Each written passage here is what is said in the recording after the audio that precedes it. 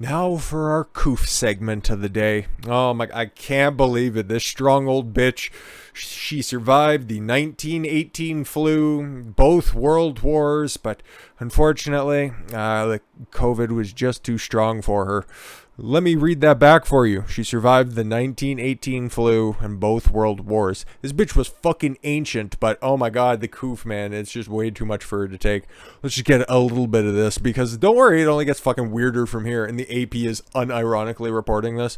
She lived a life of adventure that spanned 2 continents. She fell in love with a World War II fighter pilot, barely escaped Europe ahead of Benito Mussolini's fascists, grounded steel for the U.S. war effort, and advocated for her disabled daughter in a far less enlightened time. She was, her daughter said, someone that didn't make the habit of giving up. Then this month, at age 105, Prometta Giannacopini's life ended the way it began. In a box? I don't know, that sucks. In a pandemic. Oh my god, yeah, she was just so strong, she almost pulled through at 105. These are the type of people who are actually fucking dropping dead to this shit. Anywho, yeah, you guys remember Joe? Anybody over working for a company that has 100 employees, you're gonna have to get jabbed or you're gonna be fucking fired. That would have been cool if he just lost his mind and he just started firing off every cuss word. And I'm talking about the coloreds who are in the crowd, and he started to act the way he looks. But yeah, by the way, still no timeline for implementing OSHA vaccine law weeks after the announcement. They don't have a fucking plan. Imagine that. They're just fucking, it's all show. It's all seeing how much shit they can get away with. And those totally organic Twitter trends that keep telling you, oh yeah, there's regulations in OSHA, and don't worry, it's totally legal, so just make sure you go and get jabbed up. Even though if there was that precedent that was there, if they had the ability to enact such a draconian method of a power grab, which is definitely a good grammatical sentence, you get my point. If they could do this shit, it would already be done. But it's not, for obvious fucking reasons. White House Press Secretary Jen Psaki told reporters on Wednesday it's clear when a new rule from the Occupational Health and Safety Administration requires more than 80 million private sector workers to take the COVID-19 vaccine will go into effect. Yeah, cool. President Joe Biden's executive order announced September. It's been that fucking long. Holy shit. It is set to require all workers at private businesses with 100 employees or more to be vaccinated for COVID-19 or show a weekly negative test. Okay. Oh, you got a choice. Fuck off.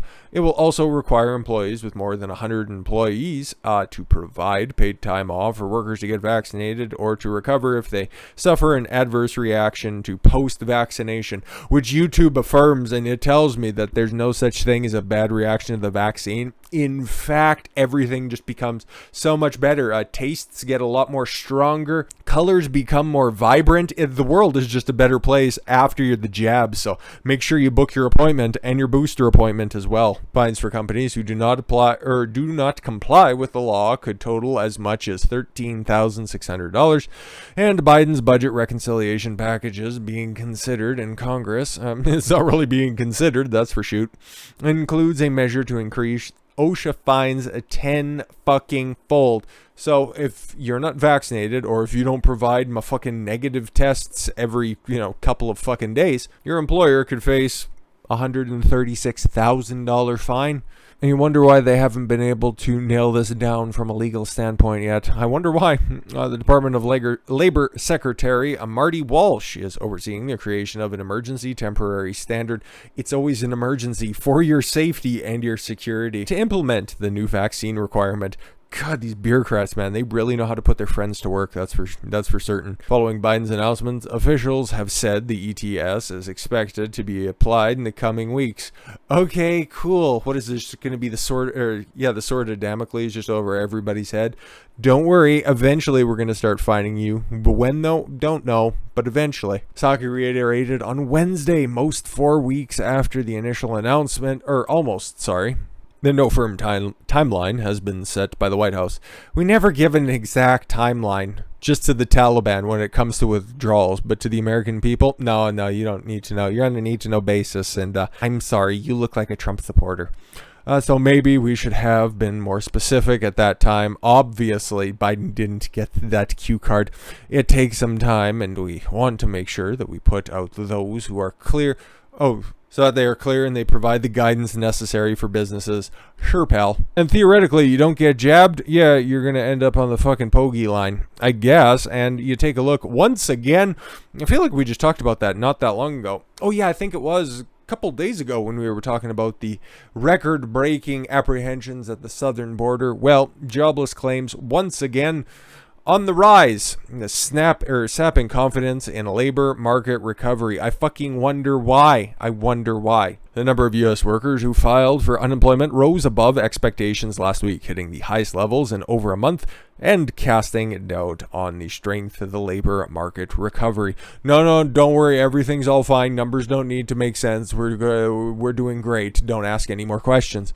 The first-time filings for unemployment insurance, a proxy for layoffs, came in at 362,000 for the week ending in September 25th, an increase of 11,000 from the previous week. That's the highest number of weekly claims since the week of August 21st, when they reached 354,000. The consensus forecast cited by FX Street was for 335,000 claims. So it was supposed to be just under, and now it's well over. Congratulations. Negative surprise alert. The jobless claims have risen for a third straight week. Bankrate senior economic analyst Mark Hammerich told the Epoch Times in a statement. Initial jobless findings, for the most part, falling steadily since surging to a record high of 6.2 million in April of 2020, though they have remained well below the pre-pandemic weekly average of around 222,000.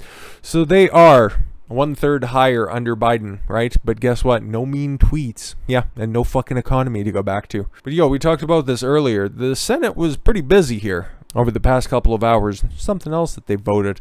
Senate votes down Republican amendment to block Biden vaccine mandate. They're just going to keep fucking kicking this one around, guys. And remember, it's a big party and you ain't in it. The Senate on Thursday defeated a Republican amendment to attempted to block Joe Biden's announced mandate for private businesses with 100 or more workers. Oh, we can't vote down something that we don't know anything about yet, I guess. Roger Marshall, a senator from Kansas, introduced the amendment to the government funding measure.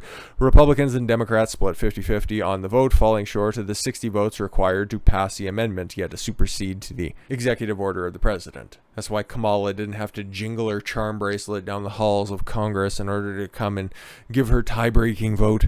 My wife and I got the vaccine. My parents got the vaccine, and they're waiting for their boosters. Ugh, God. They must live fun lives. But whether to receive it is a personal choice between individuals and their doctors, not mandated via unconstitutional executive actions that the administration recently acknowledged that they didn't have the authority to put in place. No, we're just working on it, and we're creating another government institution. Don't worry about it, Marshall said in support of his amendment, but Marshall argued the Biden's administration mandates, details of which have yet to be disclosed because they don't know what they're doing, are tantamount to federal overreach and would significantly weaken the economy by fining private businesses. The vaccine mandate, he said, is merely an attempt by the federal government to acquire more power and isn't about dealing with the pandemic. Where's the lie? But unfortunately, it failed. But it looks like there might be at least a path to a way out, kind of. I don't like this. I still don't want to have to prove that you're not unclean in order to fucking go about regular life, but at least Arkansas is trying to broach the topic of natural fucking immunity. Somebody's got to bring it up. Lawmakers in Arkansas on Wednesday advanced a bill that would allow workers to opt out of their employer's vaccine requirement if they can prove they have natural antibodies against the China virus or if they are tested weekly. Again, I don't like this, but at least they're starting to talk about natural immunity. So a little bit of good to come out of this. Arkansas's House and Senate Public Health Committees endorsed identical versions of the legislation. According to the lawmakers, the measure also requires the state to pay unemployment benefits to workers who are terminated from their jobs over the vaccine mandate. That's good. That's good. If you want to start pushing back, then at least you have the financial backing. Just you have that little bit of a security net. I appreciate that. This is what we felt we would get through to give employees some protection. Senator Kim Hammer, sweet name, reported the Associated Press. It's not clear if Governor Asa Hutchinson, who's an unreliable ally to say the least, who has broken with the GOP-led legislature this year over several key issues, will sign the bill if it is ultimately passed by state lawmakers. Yeah, and just like his Louisiana counterpart, who extended mask mandates for all indoor venues in Louisiana of all places, like, what the fuck are these guys doing? At least Hutchinson's on his way out. I can't speak to Louisiana, so we'll see where this goes. Like I said, not a big fan of it, but at least they're talking about the right things for once. But from one Senate doing something good, and we'll just go back up to the Fed Senate for a minute, Dianne Feinstein, the old bitch who basically runs California, introduces bill to require vaccine proof or tests for domestic air travel. Now they're going to start banning interstate travel. Isn't that adorable? Senator Dianne Feinstein on Thursday introduced a bill that would require travelers to show proof of COVID-19 vaccination. Because of course, what's her justification for this? In a statement explaining why, Feinstein argued that her U.S. Air Travel Public Safety Act, of course, it's always for your safety, would ward off potential COVID-19 surge. Oh, okay, cool. Can you cite the source on that one? Oh, no, they follow the science. That's right. Surge during the holiday travel season. Of course, you just want to go ahead and continue to ruin more people's time of happiness. Studies have shown, okay, cool, that vaccines do not necessarily prevent transmission of the virus amid breakthrough cases being reported. We got one of those cases as well. But remember, according to YouTube, there's no studies that would indicate the otherwise. Nope, that doesn't happen at all. So I don't know what these guys are talking about. Ensuring that air travelers protect themselves and their destination communities from the disease is critical to prevent the next surge, particularly if we comfort new, more virulent variants of COVID-19.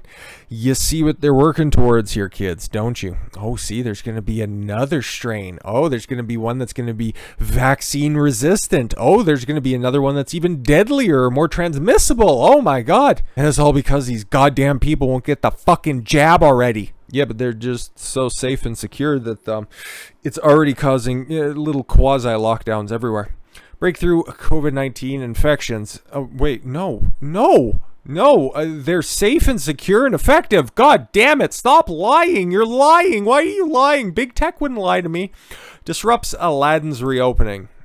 That sucks. In-person Harvard classes. Yep. Breakthrough COVID-19 infections canceled a Broadway performance of Aladdin a day after it reopened for the first time in more than a year due to the pandemic. Government's response to the pandemic. Producers of the Disney-backed performance told the audience at 7 p.m. on Wednesday that its testing protocols detected China virus cases in the New Amsterdam Theater in Manhattan. Oh my God, you're all dirty. Get out. Get out before we block the doors and set the place on fire. Oh no, this was Aladdin, not Great White. Because the wellness and safety of our guest cast... Oh, I'm sorry, I thought that said cats for a minute. And crew are on top priority. Tonight's performance, Wednesday, September 29th, is canceled. That sucks. Aladdin returned to Broadway on Tuesday night after an 18-month suspension due to the pandemic. The episode shines more light on breakthrough cases. They don't exist, though, highlighting previous studies that suggest COVID-19 vaccines cannot prevent transmission of the CCP virus. Imagine that. Cool. Last week, the Harvard Business School, which has over 95% vaccination rate, announced it would move classes online due to a rise in breakthrough infections. God, wow. What about Brown University? Okay, maybe they have a different take on science. With a vaccine mandate in place, as nearly 98% of students and 96% of faculty and fully vaccinated, Brown officials announced a series of restrictive measures in response to what they see as a significant increase of COVID-19 cases. Yeah, but you guys are like virtually 100% covered. That's interesting. On campus, social gatherings for undergraduate students are limited to no more than 5 people, whether indoors or outdoors. That's the science. Cool. Except for those sharing living space with more than 5 other students because, I don't know, The virus doesn't want to be rude and impose itself in their dwellings. That's it. That's very courteous of it. This restrictions will apply to both on and off-campus activities. How fun! But you know who actually has the most based opinion on all of this fucking goofy shit? The 88-year-old Chuck Grassley. Okay. Democrats are criticizing the Supreme Court's emergency procedures to a warrant adding justices. Yep. Criticizing the Supreme Court at every chance they get just for an opportunity to justify them packing the courts once they finish batting around this $3.5 trillion spending package, or hey, maybe having the mythical OSHA violations or the OSHA laws not materialize in the way that they think they should. Ranking member of the Senate Judiciary Committee, Senator Chuck Grassley, said calling a normal Supreme Court procedure like the emergency docket when the court hears last-minute cases in a shortened time frame a shadow docket is an attempt by the Democrats to change public opinion about the court just so they can add more justices. Some Democrats have said the court needs to, quote-unquote, heal itself until the public demands of the court is restructured in order to reduce the influence of politics. That's a fancy way of saying that if the rulings don't change, they'll try to pack the court. Where's the lie? This campaign against the court and the individual justices has hurt the public. This dishonest rhetoric doesn't help the American people understand this issue. I'll continue fighting against the partisan effort by dark money groups, that's racist, to attack our judiciary. Chairman of the Senate Judiciary Committee, Dick Durbin, fuck off, however, argued that the emergency docket is intended to be used only when the party seeking relief is likely to prevail and irreparable harm. Yeah, okay, lawyer. The Supreme Court has now shown that it's willing to allow even factually unconstitutional laws to take effect. Oh, like, how about the Remain in Mexico program that the Supreme Court, this one right here. Yeah, DHS to scrap Trump-era Remain in Mexico program despite orders for reinstatement by said Supreme Court. Oh, yeah, no, this definitely isn't a partisan hack job. No, wouldn't possibly be the case, now would it? They're fucking liars, dude. All of them, really. You just gotta be able to see the bullshit for what it is, and that's what I hope I provide to each and every one of you. If you want to do a little bit more reading on all of the articles, links will be in the description as always. I thank you all very much for the gift of your time. I've been Don Consuelo. I want you to follow your gut and get after it. Take care, everyone.